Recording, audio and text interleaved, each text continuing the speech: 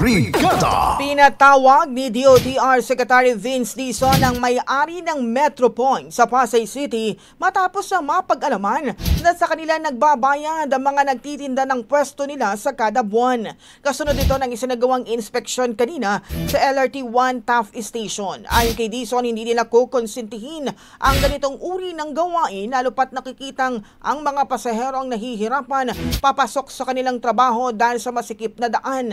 Bukod pa rito, masyadong mataas din ang upa ng mga tindero na umaabot sa 90,000 pesos kada buwan para sa 3 pwesto.